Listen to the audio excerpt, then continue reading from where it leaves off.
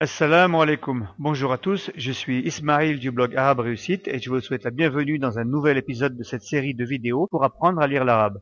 Aujourd'hui, nous allons parler d'une lettre qui est souvent considérée comme la 29e lettre de l'alphabet arabe, car ceux qui estiment que l'alphabet arabe comporte 28 lettres ne la comptabilisent pas et elle est parfois confondue avec la lettre alif.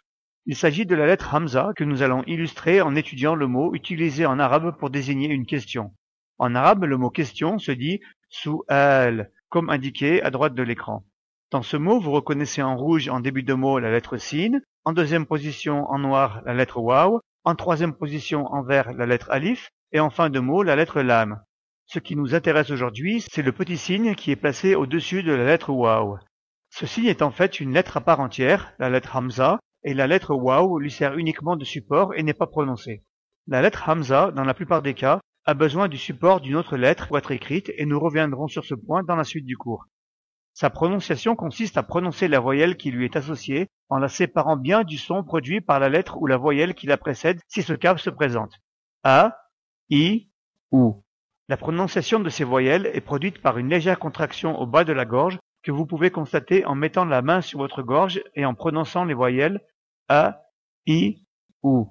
Donc pour lire ce mot, nous avons la lettre sin associée à la voyelle dhamma, sou, la lettre hamza et non pas la lettre waw qui sert uniquement de support, associée à la voyelle fatha, suivie de la lettre alif qui la prolonge.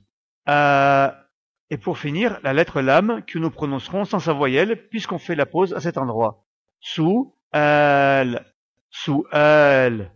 Il faut bien veiller à séparer la voyelle fatha, le son a, qui est associé à la lettre hamza, de la voyelle dhamma, le son ou qui la précède. Su'al. C'est très important car en français, on a tendance à faire la liaison entre les voyelles qui se suivent. Si en français on pose la question « Karim va à Orléans ou à Évreux ?» on fait généralement une sorte de liaison entre les voyelles indiquées en rouge. Va à Orléans ou à Évreux. Avec la hamza, il faut bien séparer les voyelles comme si on disait « Karim va à Orléans ou à Évreux ». Dans le mot su'al, on doit donc bien séparer les voyelles et ne pas faire la liaison comme si on prononçait la lettre waw. La lettre waw n'est qu'un support à l'écrit et ne doit pas être prononcée. On prononce donc bien ce mot su'al et non pas su'al qui ne veut rien dire du tout. La lettre hamza peut être écrite en début, en milieu ou en fin de mot et selon les cas avoir pour support la lettre alif, waw et ya. Et dans certains cas s'écrit sans support. L'écriture de la lettre hamza suit certaines règles que nous n'étudierons pas aujourd'hui car cela demanderait un cours en entier. Ce qui nous intéresse ici, c'est d'apprendre la lecture et donc simplement de pouvoir reconnaître la lettre hamza et de la prononcer correctement lorsqu'on la rencontre. Voyons maintenant des exemples des différentes écritures de la lettre hamza selon sa position dans le mot et avec les différents supports qu'il utilise. En début de mot, quelle que soit la voyelle, son support écrit est toujours la lettre alif, comme dans les mots Asad, qui veut dire lion, Islam, la religion de l'islam, Ustad, qui veut dire professeur.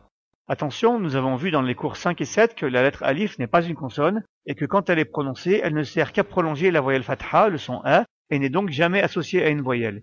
Ici, c'est la lettre hamza qui est associée aux voyelles a, i, ou, et non pas la lettre alif qui ne sert que de support à l'écrit et n'est pas prononcée. La lettre hamza peut également se trouver en milieu de mot et dans ce cas, utiliser différentes lettres comme support à l'écrit.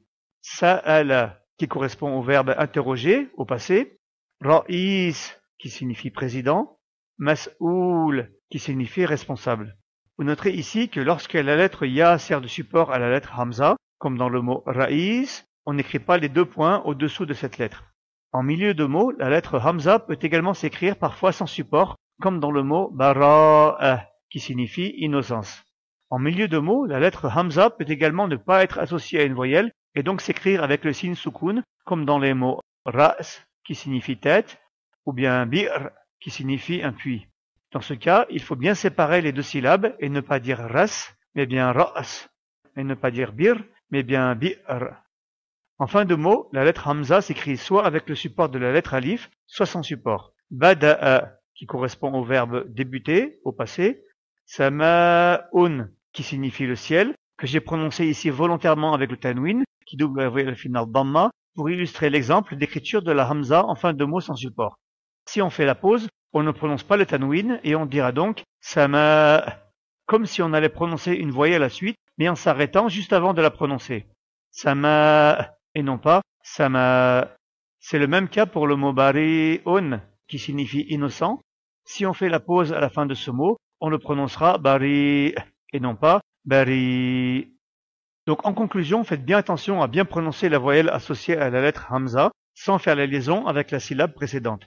Gardez bien aussi à l'esprit que les supports de la lettre Hamza ne sont utilisés que pour l'écriture et ne doivent pas être prononcés, quel que soit le support, les lettres Alif, Ya et Waw.